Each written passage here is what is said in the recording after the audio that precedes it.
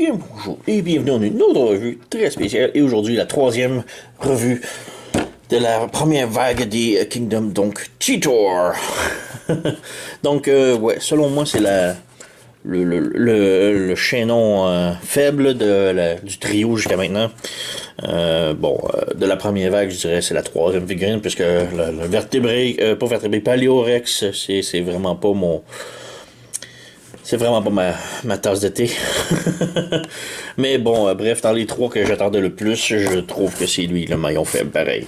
Mais bon, on y reviendra au cours de la vidéo. Donc ici en image, on a Cheetor en mode animal et Cheetor en mode robot qui est vraiment superbe.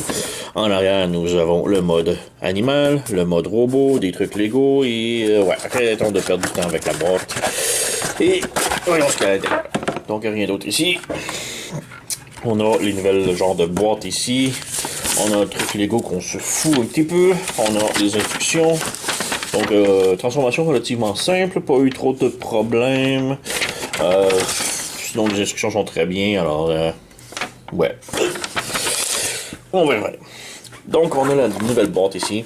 Avec la carte cachée. Juste ici. Donc, si on lève ici, on a la carte, et dans celle-ci, c'est Black Arachnia. Donc, comme je disais, les cartes sont insérées au hasard, donc les cartes que moi j'obtiens ne sont probablement pas les mêmes que vous allez recevoir, alors, ouais.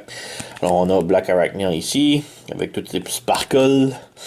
On a derrière la boîte de la carte ici avec le disque, et si on ouvre ici, on a encore Black Arachnia, en plus ou moins holographique, en arrière. Donc, ouais. Comme j'ai su des autocollants cartes et je suis pas tant fan que ça de cartes et autocollants, je suis pas du genre à coller des autocollants partout chez moi, alors ouais. Alors on a ici une nouvelle boîte, on peut voir que ça tient par les pattes. Ici c'est le compartiment de l'arme, mais l'arme je l'ai mis dans les mains. Donc on va sortir la figurine, on passe les pattes ici dans le dos, on jette ça, on replie les pattes, on redonne une position qui a de l'allure, et voilà, Cheetor sorti de la boîte. Donc, comme vous pouvez voir, hein, il ballotte. Il n'y a pas beaucoup de support avec les pieds. Vraiment, c'est très lousse, disons. Il tient, mais à peine. J'ai déclenché la papate ici. Donc, ouais, son arme, ici, personnellement, je la déteste. C'est juste un fouet qui est mal foutu, ou un bâton, avec une lame ici, une hache. Mais le problème, c'est que la hache est courbée vers l'intérieur, vers l'arrière. Donc, la hache est comme ça ici. Ça fait pas vraiment de sens. Et côté vélocité et coup et distance pour atteindre, c'est très réduit. Donc c'est une arme vraiment pas vraiment pas très utile. Je suis pas un gros fan. J'aurais préféré son fusil dans lequel il est habitué de toujours avoir dans les mains. Mais ouais. Autre truc que je veux parler, la couleur. Donc le bleu est trop bleu poudre. C'est très pâle, disons. Alors que dans la série, il est beaucoup plus foncé. Et même chose pour le jaune de la cheetah. Il est trop jaune. Dans la série, il est un petit peu plus orangé. On peut espérer une redéco éventuelle. Je sais pas. Mais sinon, ouais. Le truc des pattes ici, je suis vraiment pas un gros fan. Originalement, les pattes ici sont tournées vers l'intérieur et vers l'intérieur comme ça pour faire moins gros. Personnellement, je trouve ça aussi gros, mais moi j'aime mieux avec ça ici, les pattes vers l'extérieur, comme ça donne un petit look genouillère un peu. Donc je les mets comme ça, préférence. Et ouais. Sinon, pas grand chose, les pattes en arrière, on les met comme l'on veut. Il n'y a pas vraiment de façon, de bonne ou de mauvaise façon. Les pieds sont très petits. Ils ont de la misère à tenir le poids de la figurine. Ça tient, mais il faut le poser beaucoup. Alors, faut s'occuper de ça un peu. Sinon, le cheetah, un petit peu les yeux vides. En mode robot, c'est pas si mal, mais en mode cheetah, c'est très laid un peu, mais bon. Ouais. Côté articulation. La tête. La tête est quand même bien. On a le petit logo maximal sur le front qui est vraiment superbe. La tête est sur un ball joint, donc elle peut pivoter, mais en pivotant, ça s'accroche partout au collet ici en arrière. Elle peut lever la tête. Les bras ont un petit joint papillon ici, à l'intérieur. Et ça peut venir aussi avec l'épaule, le truc ici à l'arrière de l'épaule. Donc il y a ça. On a un swivel comme ça, un swivel comme ça, un autre swivel ici, une autre penture ici, au coude qui est donné un petit peu plus de 90 degrés. Le poignet peut pivoter sans problème. La cheville, pas la cheville, la taille peut pivoter sans problème. Les jambes peuvent faire la split à ce point-là. C'est le maximum de la split. Et si on lève la jupette, la jambe peut aller de l'avant sans problème. Mais de l'arrière, ça, c'est le plus arrière que ça peut aller. C'est, ouais, un petit peu dommage. On a un autre swivel ici en haut du genou. Le genou peut plier un petit peu moins de 90 degrés.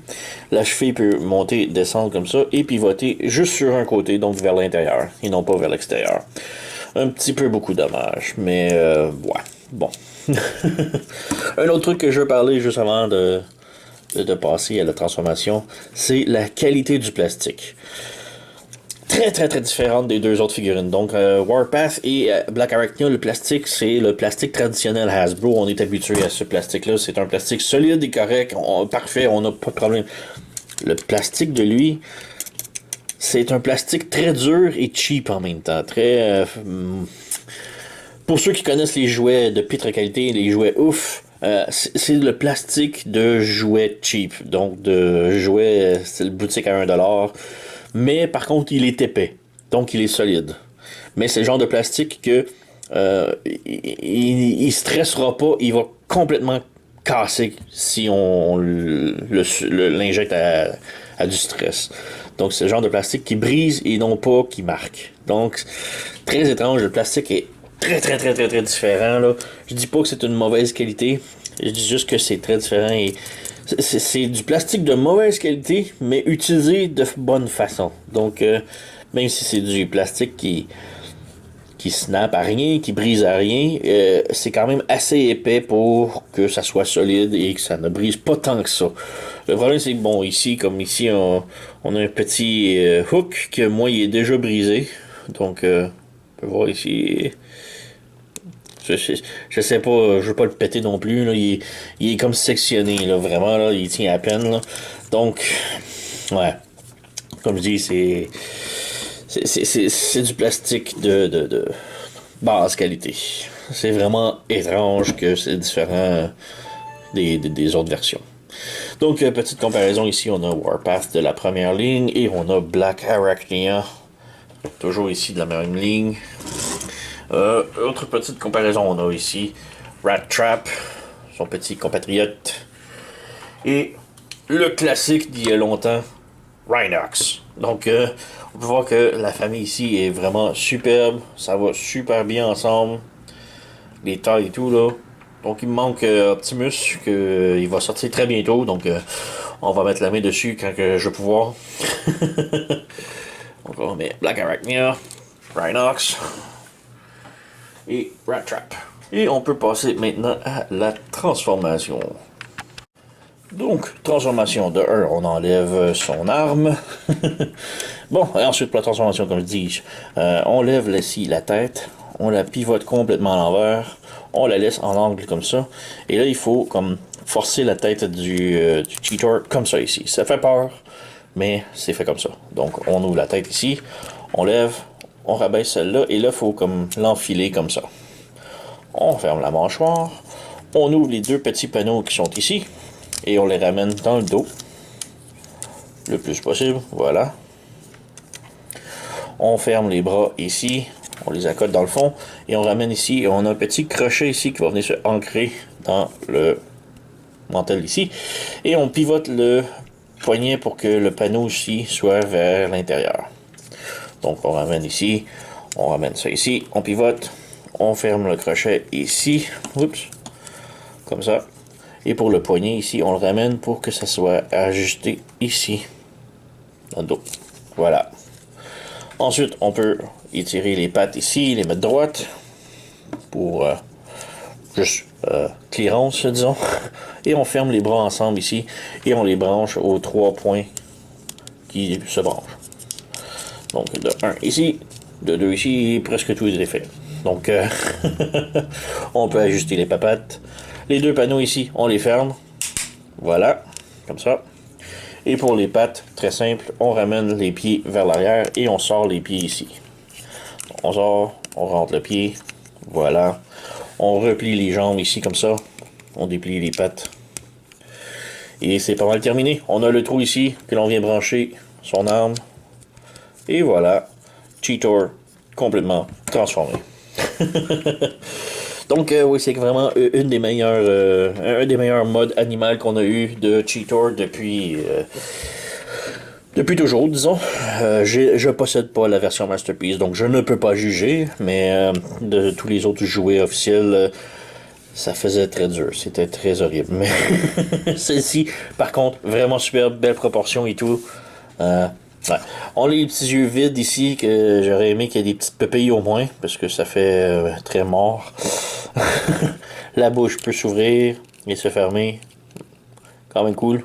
Les pattes ici peuvent pivoter sans problème, peuvent ouvrir sur le côté. On a une articulation ici au bras, qui est maximum comme ça. Et on a un bas joint à la petite papate en avant. En arrière, les jambes peuvent faire ça comme ça. On peut plier la patte en arrière ici et vers l'avant comme ça ici. Et encore là, petit bas joint ici aux papates. On n'a rien à la queue, ça pivote même pas rien. Et ouais. En mode cheetah, c'est quand même pas si mal. Pas beaucoup de mode robot qui paraissent, à part peut-être les points ici et en arrière ici. Le bleu des pattes. C'est pas si mal. Ça dérange pas tant que ça, moi. C'est la couleur du bleu en tant que tel. J'aurais aimé un bleu plus foncé. Le gros problème, c'est les chevilles ici, les pieds. Donc les orteils qui sortent ici. J'aurais vraiment aimé une rotation à la cheville ici. Si on peut pivoter et rentrer à l'intérieur, on aurait juste le talon qui dépasserait un tout petit peu et ça serait déjà beaucoup moins intrusif. Ça serait une meilleure qualité selon moi. Là, on a juste ça ici. C'est pas si mal, mais c'est quand même laid. Mais ouais, c'est pas le pire que j'ai vu, non, disons. Là. Mais quand même bien. Ouais. Petite comparaison ici avec son petit acolyte Rat Trap et Rhinox. Et ouais, on peut dire que c'est un joli trio, là, vraiment. Là. J'ai hâte de mettre la main sur Optimus pour faire fermer l'équipe. Et Dinobo aussi, parce que Dinobo fait partie maintenant de l'équipe. Donc, alors, ouais, vraiment superbe. Belle petite collection de Beast Wars qui s'en vient. J'adore énormément jusqu'à présent là, les Kingdom. Là. Je sais que j'ai dit ça quand que la Earthrise était pour sortir, quand je me suis dit qu'ils vont enfin faire des véhicules G1 qui ont de l'allure. Mais Earthrise, on dirait qu'ils n'ont pas sorti grand chose de très intéressant. Mais là, Kingdom, là, ça va me coûter cher celle-là. Je le dis encore, mais bon. Donc, c'est pas mal tout. J'ai déniché ça chez cmdstore.ca, une petite boutique locale ici à Montréal. Si vous êtes intéressé, je vais mettre le lien dans la description sous la vidéo. Sur ce, moi, je vous la recommande quand même. Elle n'est pas parfaite, mais c'est quand même une des meilleures itérations de Cheetor qu'on a eu depuis très longtemps. Encore là, je n'ai pas la version Masterpiece, donc je compare pas, je la mets pas dans le même panier. Je ne peux mentionner la Masterpiece puisque je ne l'ai pas. Mais sérieusement, entre tous les autres Cheetor qu'on a eu précédemment en version Deluxe ou Leader ou peu importe, là, ça faisait très dur. Celle-là, elle est vraiment super. En plus, elle fit avec les autres. Si vous avez les Generation Classic Rhinox là, en particulier, là, ça fit très bien. Donc, hautement recommandé pour moi. Alors, sur ce, vous connaissez la chanson, likez, subscribez, abonnez-vous, blablabla, laissez un commentaire. Et je vous remercie d'avoir écouté et on se revoit à la prochaine.